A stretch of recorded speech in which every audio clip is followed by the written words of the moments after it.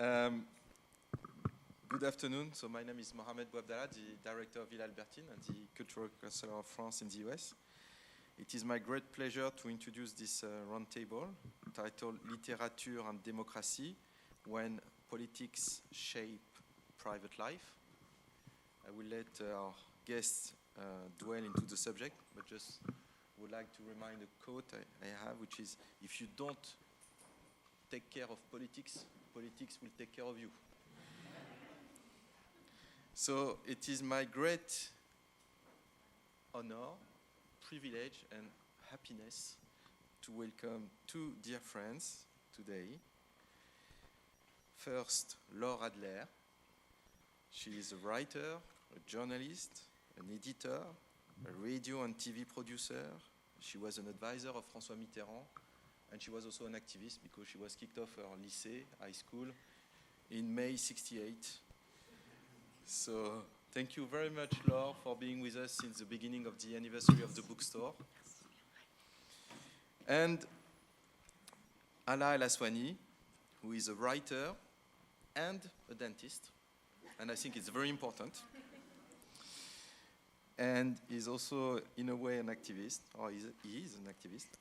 And so I met, if you allow me to tell the story, yes. So I met Alaa in Cairo when I was Cultural Council of France in Egypt. He was awarded the Arts et Lettres by the French government, and so it was our first meeting, and we became friends in Egypt and then in New York. And he's a very famous writer, one of the most important figures of the world literature.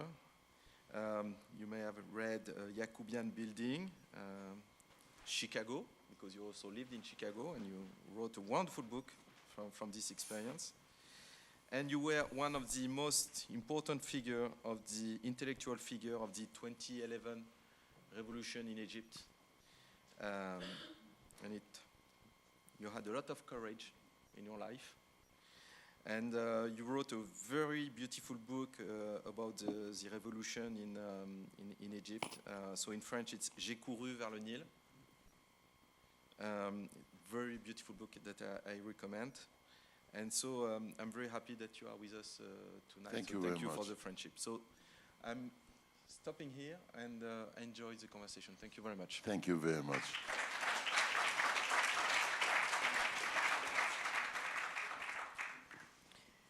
Merci Mohamed d'avoir introduit le travail d'Alaa. J'ai presque plus grand-chose à dire, il a déjà tout dit. Mais je suis très heureuse de retrouver Alaa.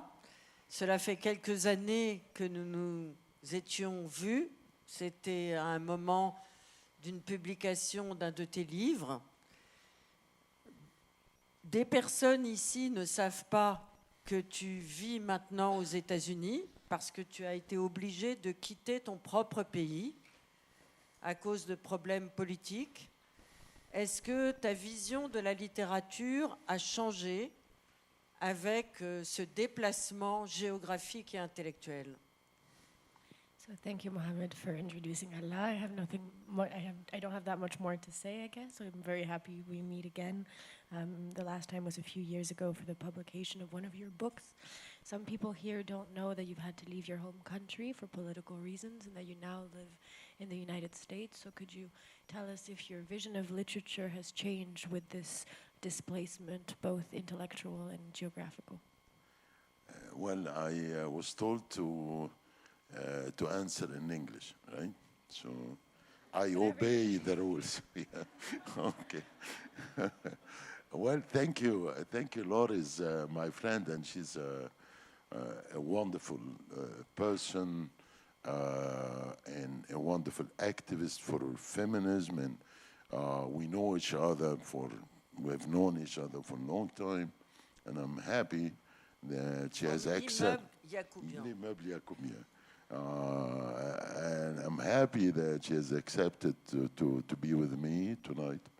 And I owe thanks to many people, to the ambassador of France, Mr. Laurent Billy, et à mon ami, my friend Mohamed, cultural attaché, and to the people of Albertine. They have been very friendly, very efficient, and to you also. Thank you. Yes, that's a good question. I had to leave because I was just banned from everything. I was banned from writing, banned from any TV appearance, banned from publishing my books, and at some point they began to create problems, not with me, I had enough problems with them, but they began to create problems with my daughters, with my family. And then at this point, I decided to leave. Does my opinion of literature change? No, of course, I would say the opposite is true. I believe more and more in literature. I believe that literature might be a solution for all what we are living now. I believe. Why? Because literature is teaching us to be, not to judge other people, but to try to understand them in a better way. Because literature teaches us that we might be different in our skin color, our culture, our background, our nationalities, but we are basically human beings with the same feelings and the same ambitions and the same suffering. And I believe the more we read literature, we understand literature, the more we will be able to make this world a much better place to live in. Nous allons d'abord aborder le volet littérature à l'intérieur de ton travail, parce qu'il y a plusieurs disciplines et plusieurs types d'interventions à l'intérieur de ton écriture. Dans le volet littérature, cela a commencé en France avec l'immeuble Yacoubian qui a inventé un style littéraire à lui tout seul, où à travers l'histoire d'un immeuble, comme le titre l'indique, c'est des gens d'origine sociale, d'origine de générations différentes, avec des niveaux intellectuels différents, et c'est le monde en son entier. Il y a un côté Babylone à l'intérieur de tes livres, et encore plus, et on y reviendra tout à l'heure, dans le dernier qui vient de sortir, là, il y a 2 mois en France, au soir d'Alexandrie. Comment s'est inventé chez toi cet art littéraire à partir d'un lieu souvent géographique, un unique lieu, il y a le monde entier? So we'll start with the literary chapter in your work, because so many different disciplines and interventions occur in your writing, starting with the Yacoubian Building, which, if anything, invented an entire literary style on its own, using this building as a kind of Babylon to make all a variety of people from diverse social origins and generations and intellectual backgrounds meet. And so how, and then all the more so with this book that we'll talk about later today, Trees Walk in Alexandria, how does your practice of writing in this way, where a single location becomes the place from which an entire world is to be seen, how was that invented for you? Well, this is a category in fiction. We call this the place as a main character. And it has been used over and over by many writers like Ivo Andrić, for example, the Yugoslavian Greek writer, the bridge on Drina River. It was used by Naguib Mahfouz. And the assumption in this kind of fiction is that every place has a human history. Accordingly, this room where we are doing this wonderful meeting, you can easily imagine that this room has had a human history. Probably in this room a very strong and beautiful love story began, or somebody decided to change his life, or somebody decided to file a divorce, or somebody, you know. And for the writer, for the novelist, he has to imagine the human history of a place. And that's exactly what I did in Yacoubian Building. I lived in this building. It's a real building that still exists downtown Cairo. And I lived in this building. And I had, I don't know if you know, but I am a dentist too, you know. I'm here, of course, as a writer, not as a dentist. But if you ever have, if you ever need any advice about your teeth, I really can help, you know. I studied dentistry here in American University of Illinois, so I had a good education as a dentist. So I had my dental clinic in this building, and I lived in this building for years because my late father was a lawyer, had his office in the building, and I felt all the time the human history of the building. I felt all the time that at some point I will write about this building, and that's exactly what I did. I must say something here quickly, because I don't know if you know, but I have had a huge success in France. France is among the countries where my books have been very successful. And I must thank a very dear friend of mine, because she's here tonight, my dear friend Françoise Nissen, because she and her late father and her late husband presented me in France when nobody literally knew me. No one single French reader.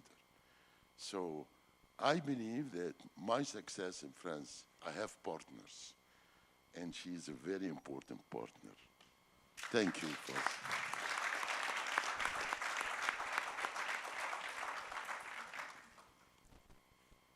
It's true.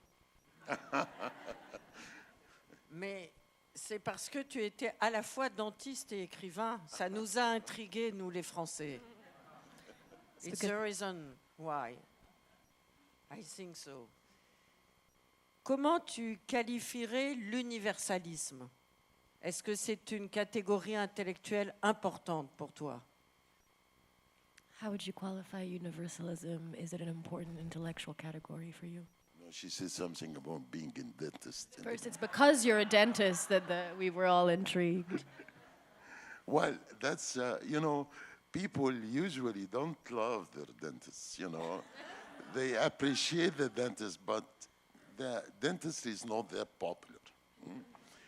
And of course, when I say to my readers, you know, it has been very useful for me to be a dentist because I listen to the people and I know.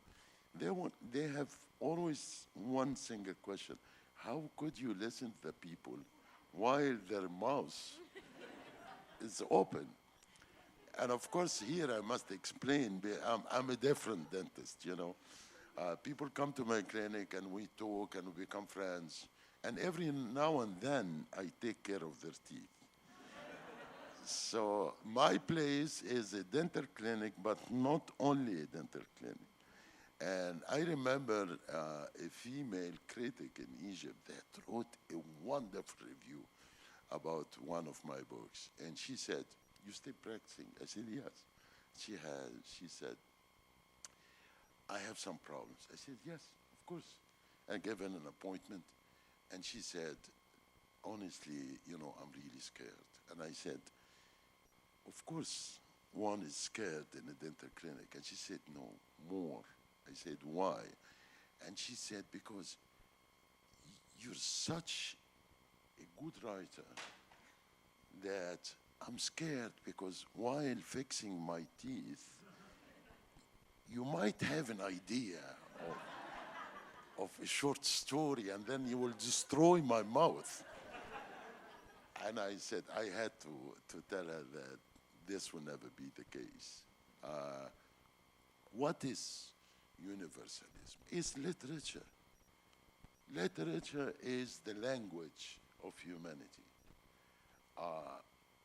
When I write about an Egyptian character, a female Egyptian character, in my novel Chicago, for example, she was brilliant and she had a scholarship, despite the fact that her family, of course, conservative family, how could she travel by herself?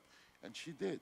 And she came to Chicago, and she had a kind of cultural conflict. When I signed this novel in Norway or Denmark, and you find a female reader who would tell you, I absolutely understand the suffering of this young Egyptian lady. I believe this is what literature is all about. Alors, tu as cité tout à l'heure Ivo Andrić et Naguib Mahfouz.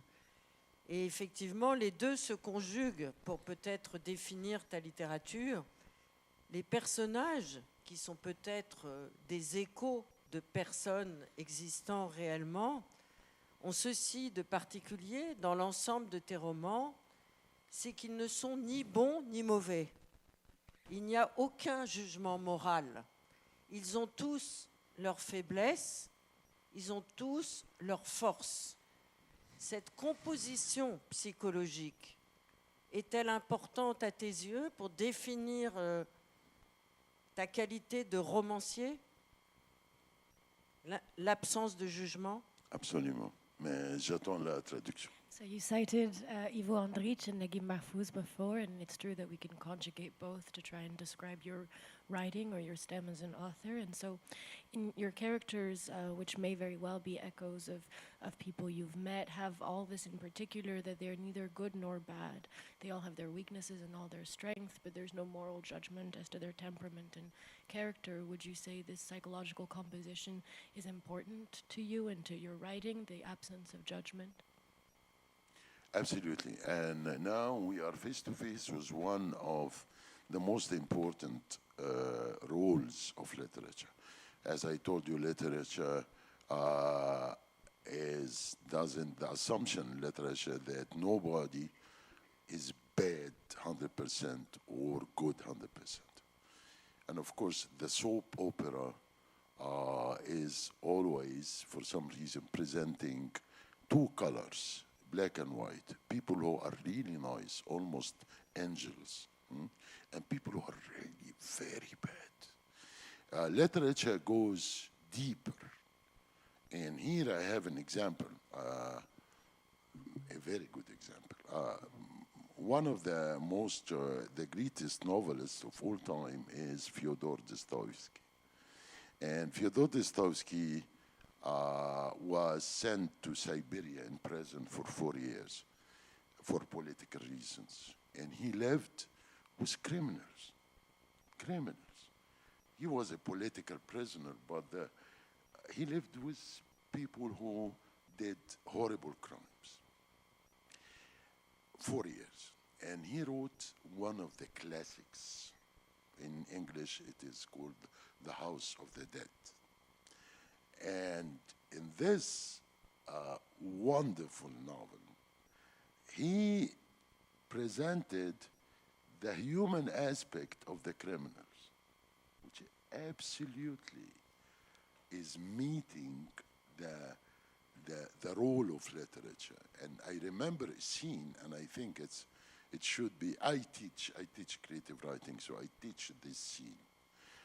In this novel, two criminals, the scene between two criminals and the narrator. And the narrator most probably is Dostoevsky himself. One criminal was dying, and the other criminal, when he found that his colleague is dying, so he began to cry. And then the narrator asked the crying criminal, why do you cry?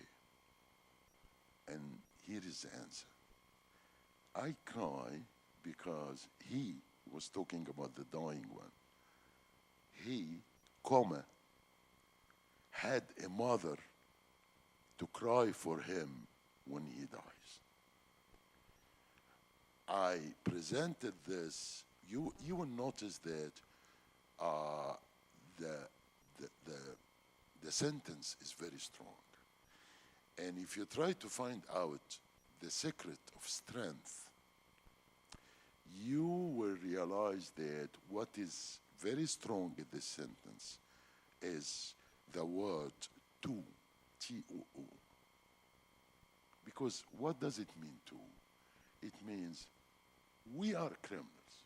We committed crimes. But we are two human beings. And I said once in a lecture that in this little two, you will find the role of literature. Alors, puisque tu parles de tout, moi je vais te parler de MeToo. Parce que à l'intérieur de tes romans, le statut des femmes est absolument extraordinaire. Et encore dans le dernier roman, c'est une femme qui est au centre. C'est elle qui détient les clés de l'humour, de l'intelligence, du contournement, du non-affrontement avec ce qui fait mal. Et c'est le cas aussi dans tous tes autres romans. Es-tu un écrivain féministe? Oui, absolument. Ouais. Since you speak of two, I'll ask you about Me Too, because it's true that all of your novels, all of the female characters have extraordinary statuses, and here too, a woman is at the center. She holds the key to humor, to intelligence, to the conturnment, so as not to have to get on headstrong with the hostile force. So, would you say you're a feminist writer? Yeah, absolutely. I am. And I'm proud of being a feminist writer. And I believe that there is a cause, a real cause in the woman's problems everywhere. The West is no exception. Of course, we have in Egypt, we have a dictatorship that makes everybody suffer, you know. And we have this, everybody's oppressed in Egypt unless you are linked, you have the context with the regime, but you have people who are oppressed twice.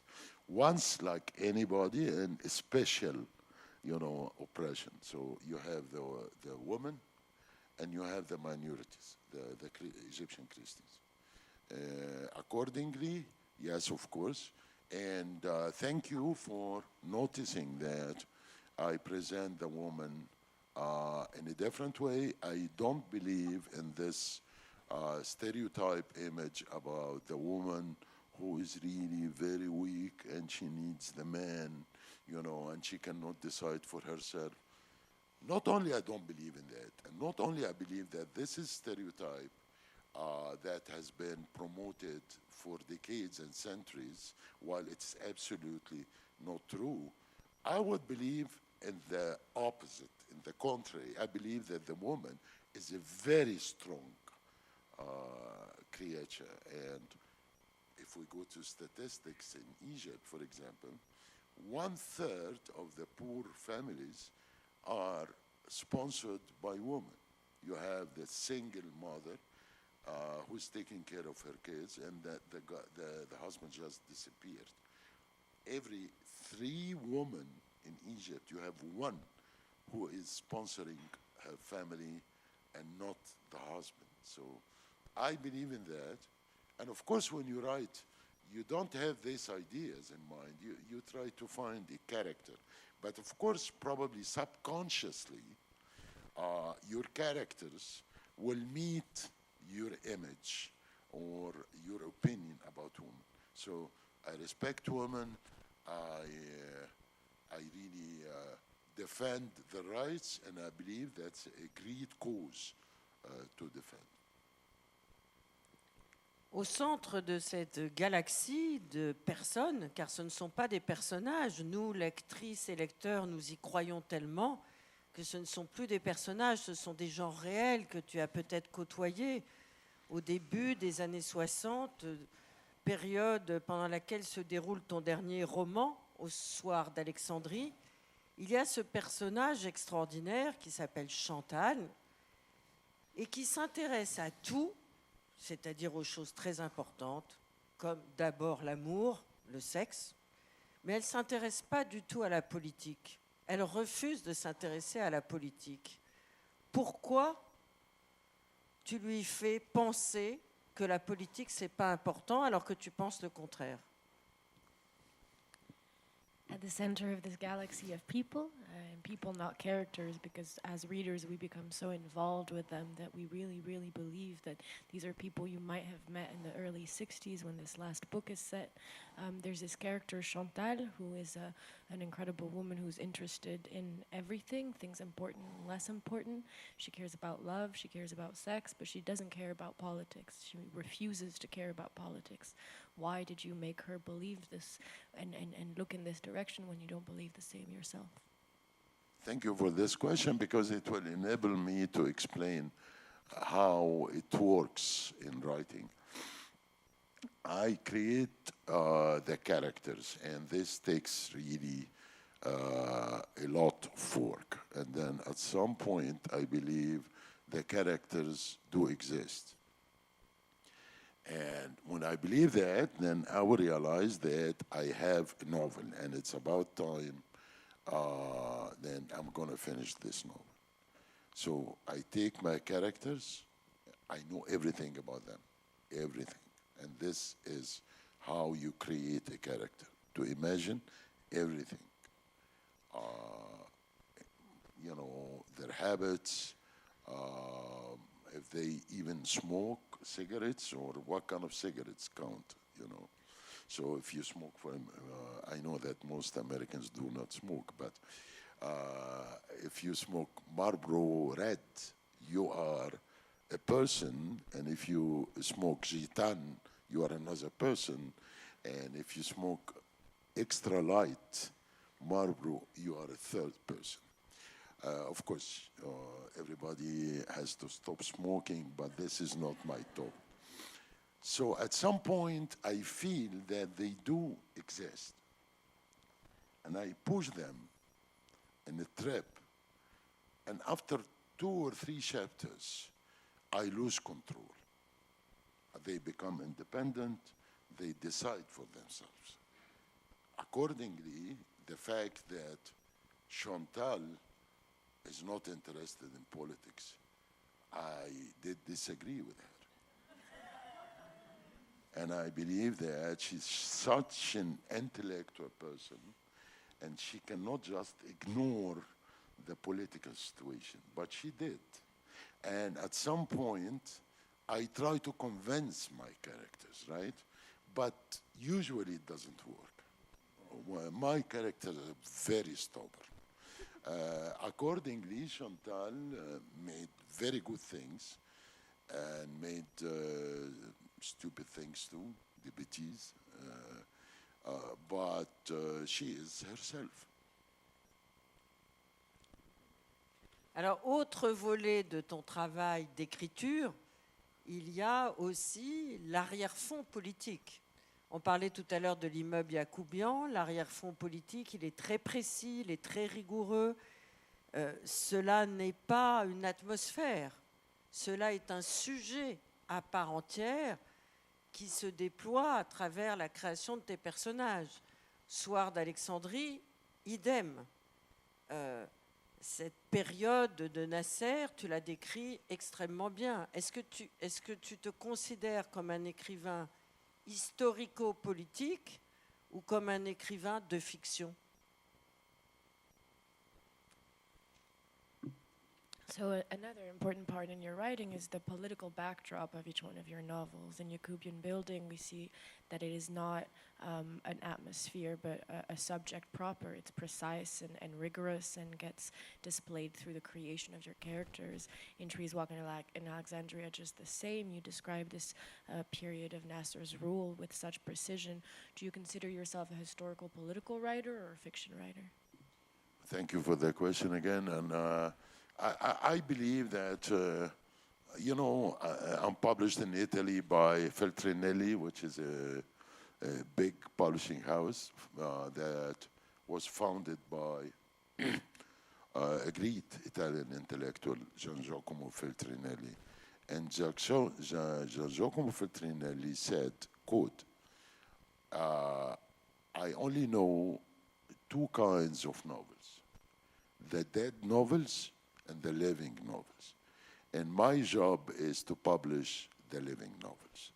And I absolutely agree. I think that literature is a life on the papers that is similar to our daily life, but more profound, more significant, and more beautiful. Accordingly, all what exists in our daily life will exist in the novel.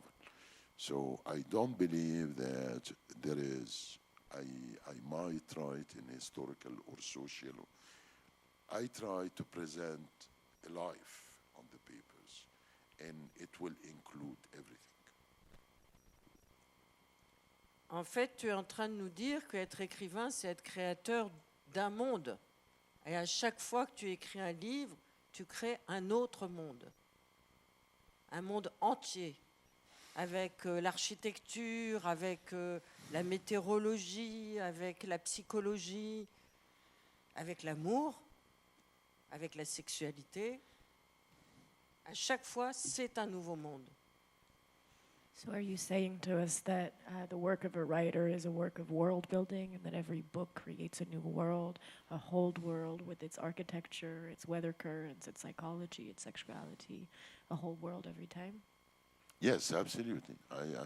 This is my experience, and I have been writing fiction for years now, probably for 40 years or 35 years. So I can claim I have experience, and yes, it's exactly that. I believe that I am creating another world that is similar to our daily life, but it's more profound, more significant, and more beautiful. And as I said, at some point you are, as a writer, you become surprised because you have no control on the novel. You have no control on the characters. And I remember in Yacoubian Building, there was an old man who fell in love with a young woman, and they were arrested by the Egyptian police. And of course, usually this is what happens to everybody who is arrested by the Egyptian police. They were humiliated and they were insulted. And then they got released, and then the old man told the Busaina, the lady, young lady, we must forget that. You must forget what happened. And then she said, I have been always an unlucky person. I write very early in the morning, myself. I wake up at 6. I write from 7 to 1. And my wife has been supporting me and taking care of me. Even she makes coffee for me, and I'm very happy she's here. Thank you.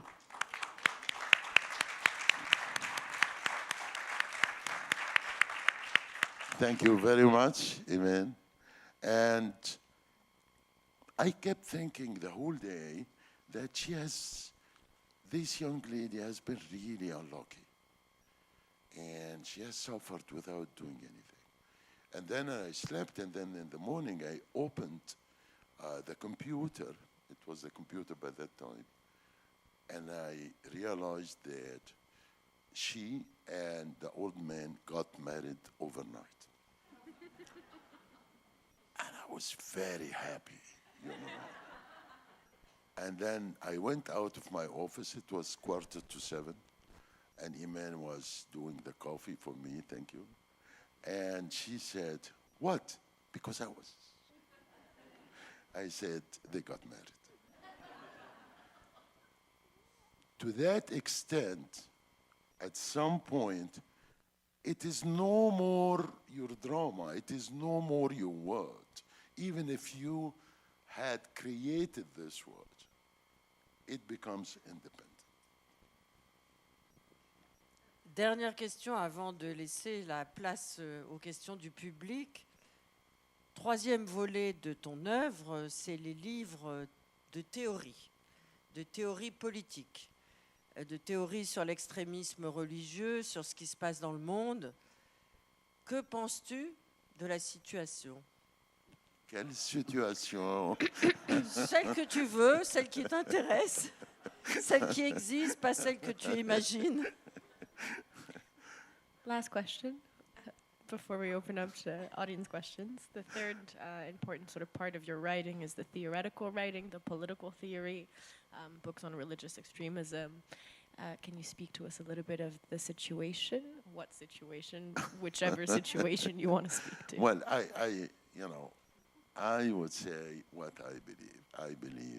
I believe in the human value, the value of the human life. I believe that nobody has the right to claim that he or she is better than anybody else. I believe that we can make this world a much better place with justice and humanity. And of course, the interpretation of this, I believe, is very clear.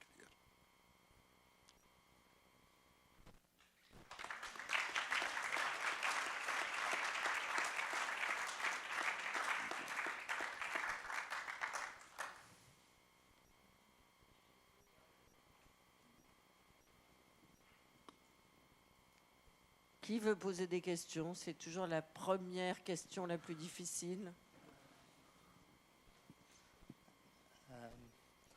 Assalamu alaikum. Hello, everyone. Alaikum salam wa rahmatullah. My name is Abdullah. I study theater at UC Berkeley, and I'm originally from Saudi Arabia. I am a big fan of a category in literature, which is alternate history. And when I look at Egypt, I always wonder how would Egypt would look like if the military coup did not happen in 2012. So I wanted to ask, have you thought about writing an alternate history novel of how Egypt would have looked like if that military coup did not happen? Thank you very much, but I think we disagree basically, because I don't believe when you say military coup, it means you had really a democratic system, and at some point it was overthrown.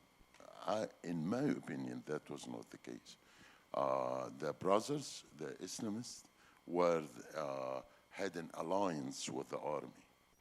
And you cannot imagine that any army, especially the Egyptian army, would organize fair elections. You know, the Egyptian army, or some of the Egyptian army, were killing the protesters in the street. And you cannot imagine that the soldiers who were killing the protesters in the street on Wednesday, for example, Saturday, they will have free elections, and they will allow results they don't like. So what happened was a conflict of power. It was, in my opinion, it was not a coup d'etat because there was no democratic system in the first place. Mr. Morsi, if you are referring Mr. Morsi, the late Mr. Morsi, Mr. Morsi was chosen by the brothers and approved by the army, you know. So we have this difference. Yes.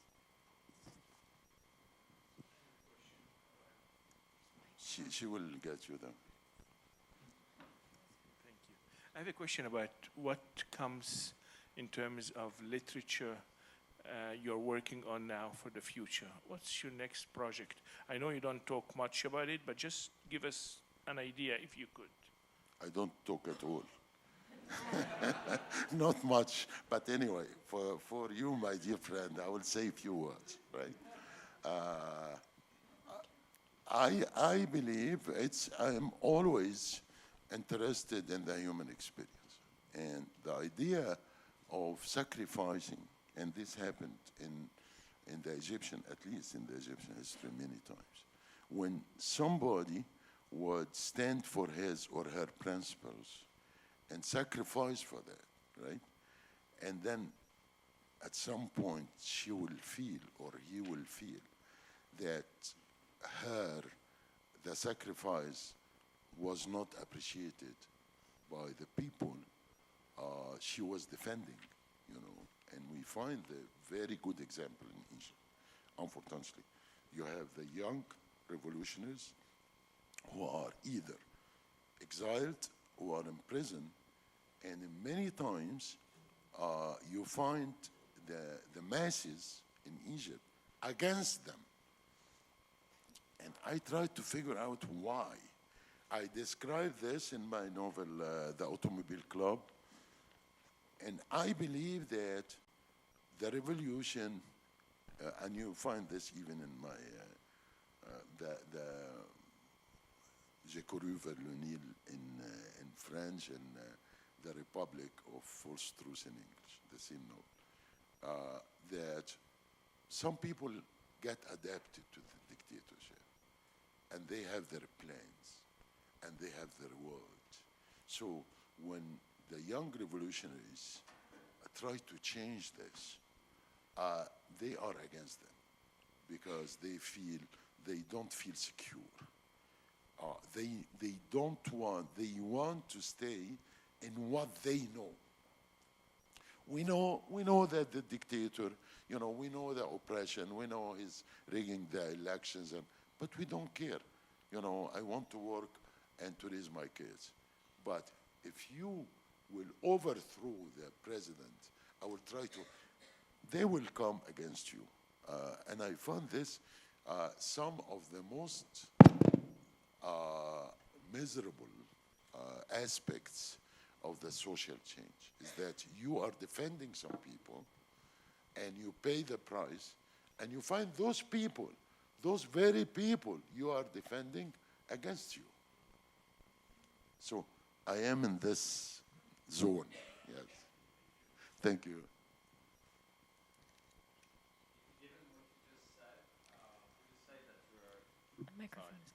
Given what you just said, would you say that your books are less popular in Egypt than they would be in France, like you mentioned before? No. I have been lucky enough to be widely read in Egypt, even after Mr. Sisi arrived to power. I was banned, as I said, even from the publishing anything. But the problem is they have, the generals who are ruling now in Egypt, they have the mentality of the 40s, you know. So they believe they can ban a book, which is simply no more possible. So my book is circulating, you know, this book in Arabic everywhere online, and they cannot control it. Thank you. Thank you. This might sound like a flippant question, but I mean it very seriously. It sounds like you were a dentist before you were a writer, and I'm wondering what it was, or if it was, any connection between looking in and thinking about people's mouths and teeth that led you to be a writer, and how you let both of those inhabit your life. That's a wonderful question. Well, no, as a matter of fact, my father was a writer and lawyer. And then he advised me to have another profession, because he told me being a writer in a dictatorship is very risky, because they will try to buy you and to impose on you what you should write, and you will have no choice. So if you have another profession, then you'll be independent. And that's exactly what happened. The fact that I got inspired by the teeth, I like the idea. It might be true, you know, especially the wisdom tooth. Yes. But I got inspired by the people, really. You know, in this novel, the latest novel, you will find a cement factory workers. I come from a bourgeois family, so this is very far from me. But I worked as a dentist in this factory, and I realized from the very first week I am miserably underpaid, you know. It was nothing. But I kept working for this factory for 6 years. Why? To get the experience. And of course, being a dentist means receiving people, very different people. So I can tell, for example, from the very beginning, what kind of person is my patient, you see? And if there is a couple, I would feel if they are married or not married. And if they are not married and they get married while I'm treating their teeth, it's unbelievable the difference that will happen, you know. When they were engaged or they were not married, there was a mood. And when they get married, I feel totally another mood. One of my projects is to write about my dental experience, not with the teeth, but with the people. مساء الخير. I'm here. مساء الخير. So we are here in the oldest democracy of the world, and the people just voted someone in who, let's say, is flirting with authoritarianism, despite all the warnings. You come from a place where, unfortunately, I have a lot of experience with an authoritarian regime. Do certain things that are happening now trigger like warning bells? Would you like see dangers because you have lived in such a system? Can you see any perils, or is it, you know, making you maybe especially sensitive and afraid of what could come now? No, I'm not afraid. I'm concerned. You know what? What is a very positive aspect of democracy is the right to make mistakes, right? And then you elect somebody, or you elect somebody because you didn't want to elect the other person, right? And then you will pay for that for 4 years. But you will have the opportunity to get rid of the wrong choice. And this is what democracy is all about. We don't have this in Egypt. We have only one president, and he was still in power until the end of his life. And he is doing everything for us. He is voting for us, deciding for us. So we don't have to bother. You know, it's the election day in Egypt is a holiday. So this is a difference. Yes. We have time for 2 more questions. مساء الفل. I'm here, out of the room. Yeah. Thank you so much. I'm so grateful that you mentioned the oppression of women in Egypt and the battles that they should drive. I'm born and raised in Alexandria in Egypt. And my question is, how do you read the current social scene in Egypt? Because during this economic and social situation, I'm confused, and I'm trying to read it because we see that there is no more social class, middle social class, and it's only the very, like, there is a gap, very poor people and people in fenced compounds, and we used to have a huge middle class that absorbing all the clashes between the system and the regime and the people. So, as you said, you are either aligned with the system or you are not aligned with the system, and this is how you will not get your chances. and I'm trying to read it outside because I don't know if you feel you are missing a lot. It's been 3 years I'm here, and I feel I'm missing a lot. Every time I go to Egypt, I feel like there is like many things happen I'm missing, and I want to ask you how you being far now, how you feel the temper of the society, and how if you want to write about the current society, you will write about it without feeling the current temper of people in the streets. That's a very, it's a stratified question.